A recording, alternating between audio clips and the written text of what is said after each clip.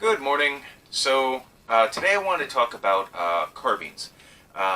When most people think of a carbine, they're going to think of, an M4, something like that. But this is the older usage of the word, and the carbine specifically we're going to talk about is an Action Arms Limited Israeli Military Industries Timberwolf chambered in 357. And what that means is it was imported by Action Arms, made by Israeli Military Industries, and it is model Timberwolf chambered in 357 Magnum, which is a pistol carbine. Pistol cartridge, pardon me. This is called a carbine basically because it's a short rifle. It's a short, handy rifle compared to what 20 or more inches. It's an older usage of the word. They're all light. I want to talk about this one specifically because it's interesting and different. These were imported in the 90s. Not many of them were imported. There were two types of them. The chamberings were 44 Magnum and 357. This is, like I said, the 357. There was only something like 200 of the 44 mags brought into this country. Nice, handy little weapon, very light, balances well, even with this atrocious illuminated scope on there. I put that on there. A friend was having trouble shooting, so I put that on there, and we had a lot of fun at the range with it. They're nice, handy little weapon. We have rubber buttstock, butt pad, butt plate, whatever you want to call it, on the back. The stock's attached with a single screw here. It's a good stock. The forestock is attached with two flat metal screws. The standard sights are buckhorns and blade. It's a fairly heavy barrel. I'm going to point the gun at you. So you can see it's a fairly heavy barrel. Number one, to reduce recoil. Number two, so it doesn't overheat. And number three, I think it looks kind of cool.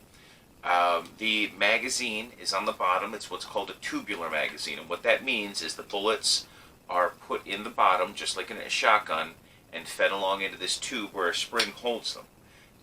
Now, this is a 357, and the neat thing about 357 chamberings is you can use 38 specials through them as well. So when you load this, you can load 10 rounds of 357 or 11 rounds of 38 special. Shooting 38 special out of these is a lot of fun. It's basically a plink. There's no recoil. Shooting a 357, there's a little more recoil, but it's like shooting a 22. The other neat thing is cast right here into the receiver, and it's hard to see with the scope on. Once again, we're going to point it at you. You can see that right here the rail is molded right into it, which is kind of nice, so you can attach things. The way this one works, most of your pistol caliber carbines are lever actions, but some are slide actions like this. It's just like using a shotgun. And the controls are actually the same as you're going to be familiar with on your shotguns. The release for the grip slide is right here in front of the trigger guard. The safety is a push button behind the trigger, red for fire, not for safe. It ejects to the side, and it has a loading gate here on the bottom. You just push that. Once you've opened the slide, you push that up and you load into the bottom, and I'll show you how that works. So you would take your bullet and you put it up in here, and you can see it's marked fairly well. It's kind of hard to see, but it's red, that little follower that pushes them. So you just line it up on there and push it right in until it goes, and there it is in the tube. Close your action, okay? And then as you open your action, we are on safe right now. So we're gonna, and you can see, just barely see it there, and then you close it, and just like a shotgun, it's ready to fire.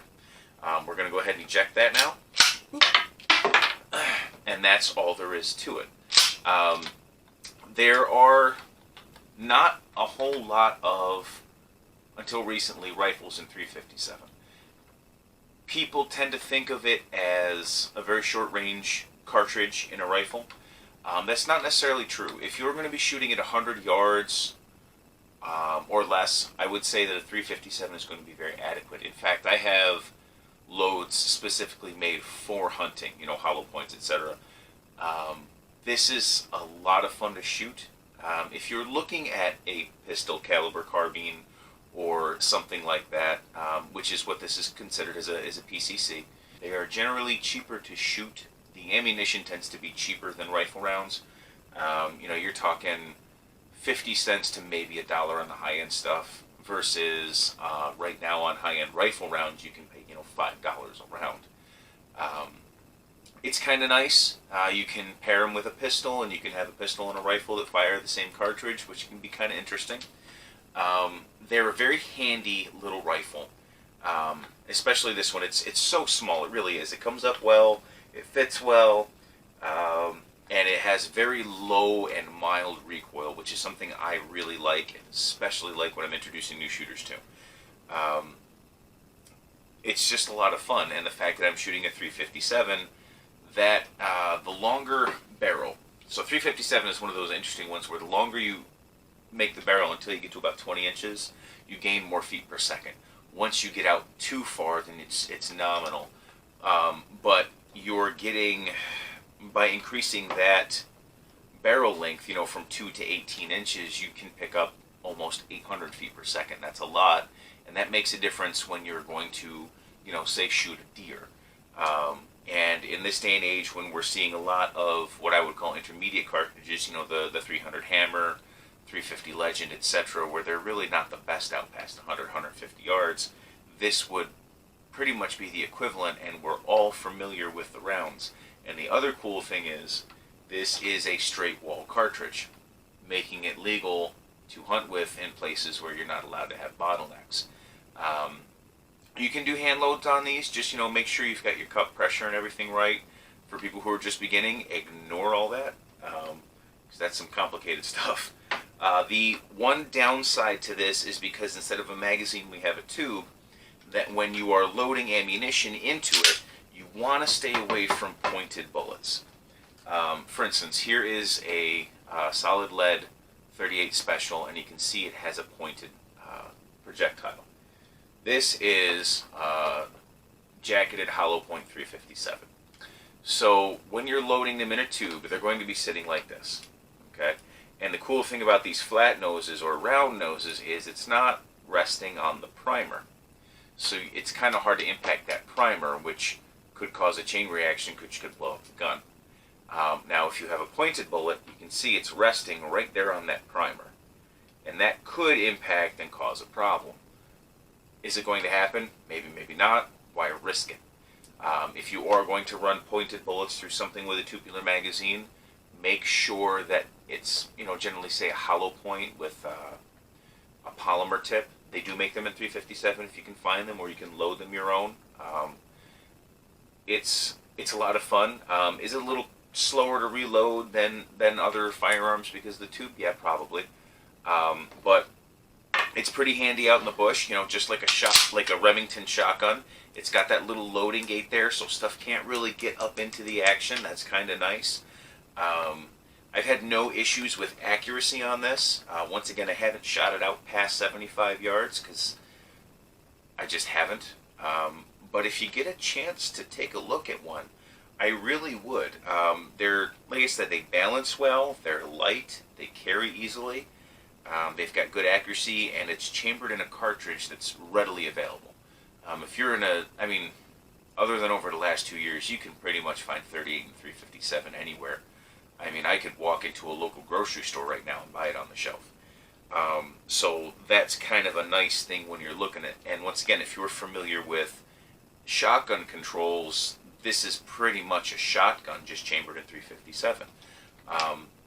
There are models that are in stainless steel. This one just happens to be in blued steel. I think the stainless steel is nice, but once again, shiny things in the field being odd. I definitely recommend, if you get a chance to look at one, do. Unfortunately, the price has just gone up over the years. This is quickly becoming a fairly expensive carbine, just because there haven't been any imported in 30 years. So that makes them a little bit of a rarity.